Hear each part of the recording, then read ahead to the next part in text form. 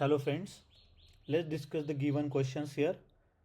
In triangle ABC with usual notations, small a equal to 2, b equal to 3, c equal to 5, then cos a upon small a plus cos b upon small b plus cos c upon small c. Guys खूप सोपा question आहे. त्यांनी आपल्याला in triangle एबीसीमध्ये sides दिल्यात, त्यांची length दिल्यात ए B C, आणि आपल्याला विचारले cos A upon A plus cos B upon B plus cos C upon C. आता आपल्याला क्वेश्चन बघितल्यावरच कळालं पाहिजे की नेमकं करायचं काय या क्वेश्चनमध्ये. आता कॉस दिलाय, भरपूर ठिकाणी कॉस आलाय, म्हणजेच आपल्याला कोसाइन रूल वापरावंच लागेल या ठिकाणी, राईट. आता लिहून घ्या काय दिलंय त्यांनी आपल्याला. जे गिवन आहे ते तर माहितीच आहे आपल्याला. पहिल्यांदा हे लिहून घ्या. काय फाइंड करायचं आहे आपल्याला. Cos of A upon small a plus cos B upon small b plus cos of C upon small c equal to. आता कॉस एची value according to the cosine rule काय आहे guys, that is B square plus C square minus A square divided by 2bc upon A plus cos B ची value काय आहे. Cos B ची value काय आहे, A square plus C square minus B square divided by twice A C divided by B plus cos C ची value काय according to the cosine rule, A square plus B square minus C square divided by twice A B whole divided by C. Guys according to the by using cosine rule. हे कसं लिहिलं आहे आपण, by using cosine rule.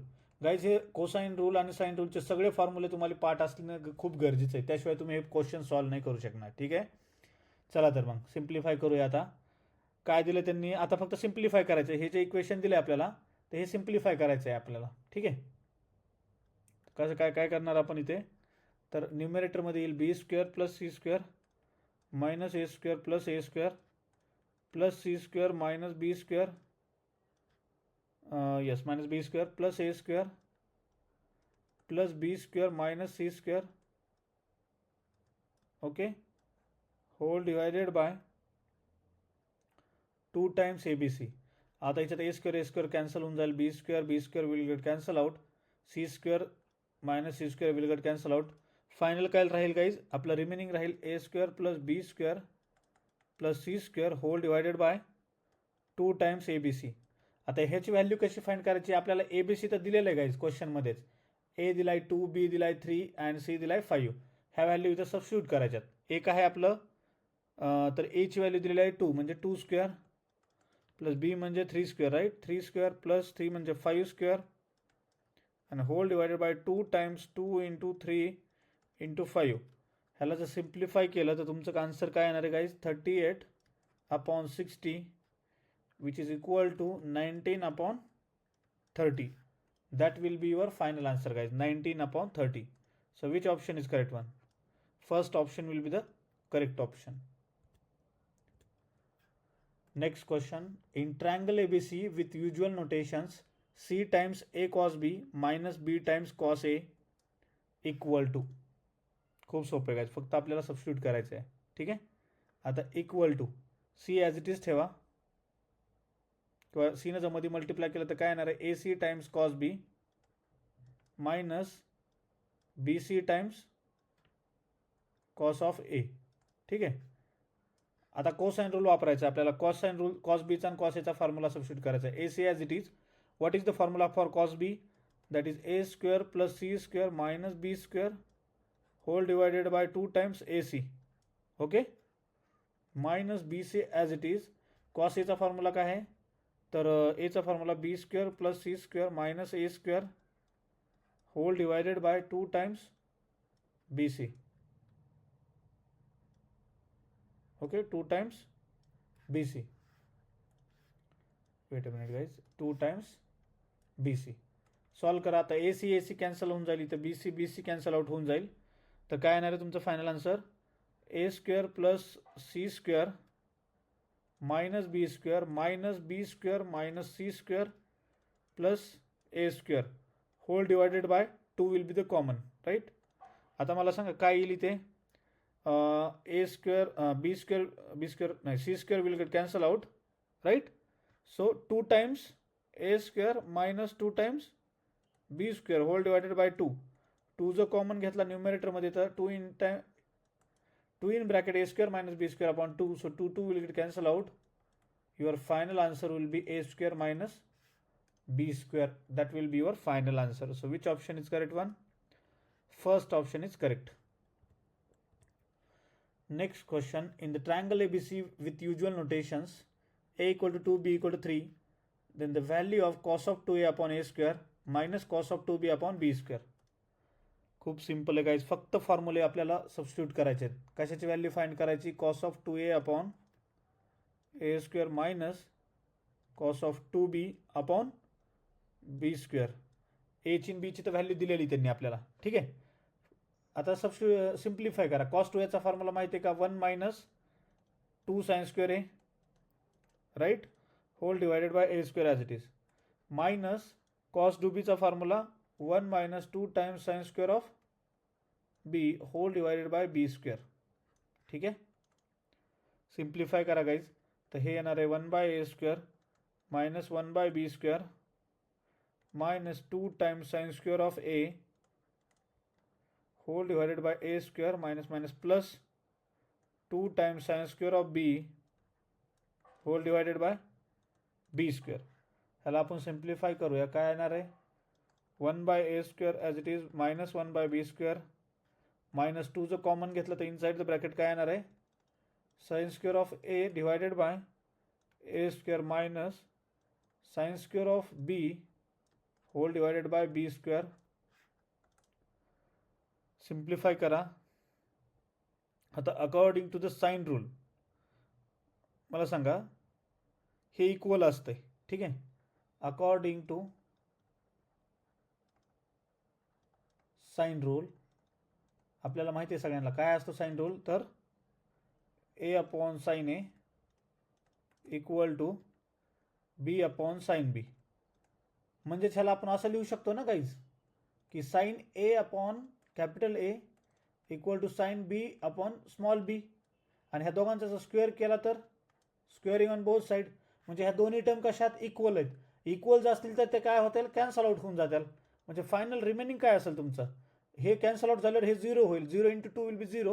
म्हणजे final तुमचं फक्त 1 by A square minus 1 by बी स्क्वेअरच राहील शिल्लक, right.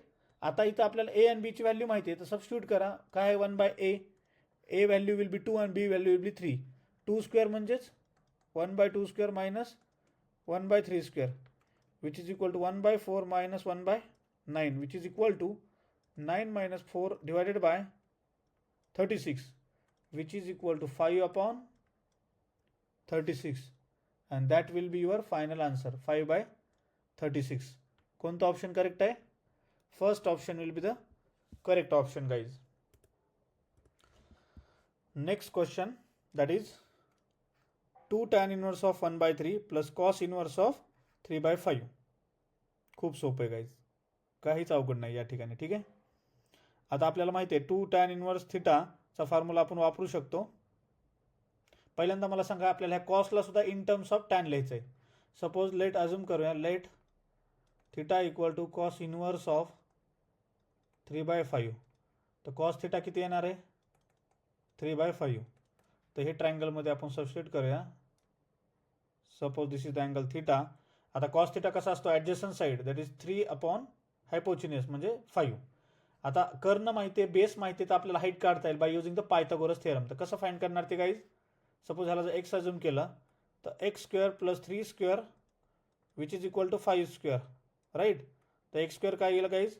5 square will be 25 minus 3 square will be 9 which is equal to 16. X किती येणार आहे? 4. म्हणजे तुमची हाईट किती आली गाईज? एक्स इक्वल टू आली 4. आता तुम्हाला तिन्ही साईड माहिती आहे, त्याच्यावरून तुम्ही टॅन थिटा पण फाइंड करू शकता. तर काय येणार आहे टॅन थिटाची value? Tan theta equal to समोरची बाजू आपण लगतची बाजू म्हणजेच फ्रंट साईड आपण adjacent side, that will be 4 by 3. म्हणजेच तुमची थिटाची व्हॅल्यू किती येणार आहे? Tan inverse of 4 by 3. आता हे कॉस इनवर्स ऑफ 3 by 5 तुम्ही रिप्लेस करू शकता टॅन इनवर्स ऑफ 4 by 3 ने, कारण की आपण त्याच्यावरूनच व्हॅल्यू फाइंड केली आहे. ठीक आहे. येस. आणि इथं 2 थिटाचा एक 2 टॅन इनवर्स ऑफ एकचा एक फॉर्म्युला गाईज, त्याला एक आपण लिहूया. तर काय येणार आहे आपलं गाईज, इथं लिहूया 2 टाइम्स टॅन इनवर्स ऑफ, काय ते, वेट अ मिनिट गाईज,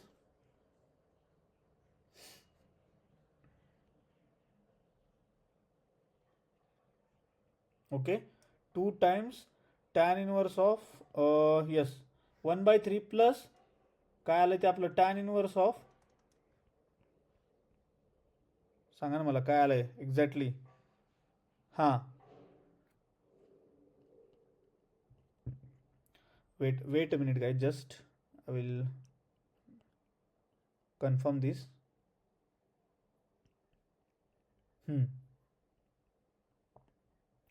हां गाईज काय आलं तिथं आपलं 2 tan inverse of 1/3 plus, sorry आत्ताच कॅल्क्युलेट केलं ना आपण, कॉस इनवर्स ऑफ 3/5च्या जागी टॅन इनवर्स ऑफ 4/3 सबस्टिट्यूट करायचं आहे, टॅन इनवर्स ऑफ 4/3. आता 2 टॅन इनवर्स ऑफ एक्सचा एक फॉर्म्युला आहे गाईज, ह्याला आपण असं लिहू शकतो, tan inverse of, two inside जाईल 2 times 1/3 whole divided by 1 minus 1/3 square, ठीक आहे, plus tan inverse of 4/3 as it is. आता ह्याला सॉल्व करून घ्या, काय येणार आहे हे टॅन इनवर्स ऑफ, इथं येईल 2/3 होल डिवायडेड बाय, डिनॉमिनेटरमध्ये येईल 8/9 प्लस टॅन इनवर्स ऑफ 4/3. तुमचं इकडे येणार आहे टॅन इनवर्स ऑफ, ह्याला जर सिम्प्लिफाय केलं तर काय येते 3/4, हां, प्लस टॅन इनवर्स ऑफ 4/3. आता tan inverse of 4/3 can be written as in terms of cot inverse करायचं आहे, tan inverse of 3/4 plus cot inverse of, inverse जर केलं तर काय येणार आहे 3/4. तर ह्याचा डायरेक्ट फॉर्म्युला आहे guys tan inverse of theta, याचा थिटा सेम आहे इथं 3/4 आणि ह्याचा एक फॉर्म्युला आहे guys tan inverse of theta plus cot inverse of theta which is equal to π/2. म्हणजे तुमचं फायनल आन्सर किती आले गाईज π/2. हे स्टँडर्ड आन्सर आहे गाईज, ठीक आहे. First option will be the correct option. Next question, the value of tan inverse of 1/3 plus tan inverse of 1/5 plus tan inverse of 1/7 plus tan inverse of 1/8. So guys 1 by 1 solve करूया. तर पहिल्यांदा सगळ्यात पहिल्यांदा आपण ह्या दोनला tan inverse of A plus tan inverse of बीचा formula use करूया, ठीक आहे. नेक्स्ट ह्या दोघांना आपण यूज करूया tan inverse of A plus tan inverse of बीचा फॉर्म्युला. तर फर्स्टला काय येईल टॅन इनवर्स ऑफ एक आहे इथं आपला फर्स्ट अँगल आहे 1/3 A plus B that is 1/3 plus 1/5 upon 1 minus A into B. आता हे ए असेल आणि हे जर बी असेल ए इंटू बी काय येणार आहे 1/3 इंटू 1/5, ठीक आहे. सिमिलरली तोच फॉर्म्युला आपल्याला नेक्स्ट 2 टॅन इनवर्सला वापरायचा आहे, tan inverse of 1/7 plus 1/8 whole divided by 1 minus 1/7 into 1/8. Okay, तर ह्याला सिम्प्लिफाय करूया. हे जर तुम्ही कॅल्क्युलेशन सिम्प्लिफाय केले तर या ठिकाणी तुम्हाला येईल टॅन इनवर्स ऑफ 4/7. आता तुम्ही म्हणता नाही 4/7 कसं आलं, आता तुम्ही ॲडिशन आणि मल्टिप्लिकेशन सबस्ट्रॅक्शन करू शकता गाईज, हे फक्त कॅल्क्युलेशन सॉल्व करून घ्या. प्लस टॅन इनवर्स ऑफ, हे जर तुम्ही कॅल्क्युलेशन सॉल्व केले तर या ठिकाणी येणार आहे 3/11, ठीक आहे. आता आलं का तुमचं tan inverse of A plus tan inverse of B. अजून तुम्ही अगेन ह्याला ए अजूम करूया आणि ह्याला बी अजूम करूया आणि सेम फॉर्म्युला यूज करायचा आहे. कोणता फॉर्म्युला लिहून देऊ का गाईज तुम्हाला, that is tan inverse of A, और किंवा आपण ह्याला जर एक्स अजूम केलं तसं पण जमतं, एक्स किंवा ए काय पण करू शकता. Tan inverse of A plus tan inverse of B which is equal to tan inverse of A plus B upon 1 minus A B. हा फॉर्म्युला आपल्याला अगेन ह्या दोन टॅन इनवर्सला अप्लाय करायचा आहे, ठीक आहे. अप्लाय करा बरं, काय येणार आहे टॅन इनवर्स ऑफ एक आहे आपलं या ठिकाणी ए आहे 4/7 plus 3/11 whole divided by 1 minus 4/7 into 3/11. ह्याला पण सिम्प्लिफाय करून घेऊया. टॅन इनवर्स ऑफ, ह्याला जर सिम्प्लिफाय केलं गाईज तर तुमचं हे आन्सर येतं आहे 65/77 होल डिवायडेड बाय 65/77. म्हणजेच काय, हे दोन्ही कॅन्सल होऊन जाईल, ठीक आहे. म्हणजे तुमचा आन्सर काय येते टॅन इनवर्स ऑफ 1, आणि टॅन इनवर्स ऑफ 1 कशाची व्हॅल्यू तर 45 डिग्री म्हणजेच π/4 ची व्हॅल्यू. तुमचं फायनल आन्सर किती आलं π/4 will be the final answer, that is third option will be the correct option. खूप सिम्पल क्वेश्चन आहेत गाईज. फक्त स्टेप बाय स्टेप आपल्याला फॉर्म्युले सबस्टिट्यूट करायचे आहेत. तुम्हाला इझिली फायनल आन्सर भेटून जाईल. कारण की हे सगळे क्वेश्चन आपल्याला MSTCTला विचारलेले आहेत. एकही क्वेश्चन विदाऊट प्रिव्हियस इयरचा नाही आहे. आपण जेवढं ह्या यूट्यूब सिरीजमध्ये जर काय डिस्कस करताय ना, तर हे सगळे विचारलेले क्वेश्चन आहेत. त्यामुळे तुमच्या जे काही तुम्हाला ज्या स्टेपला तुम्हाला समजलं नसेल तर तुम्ही त्या ठिकाणी ते क्वेश्चन मेन्शन करून डाऊट विचारू शकता कमेंट बॉक्समध्ये. ठीक आहे. मी पूर्ण प्रयत्न करेल प्रत्येक क्वेश्चनचा आन्सर देण्याचा. Thank you so much guys.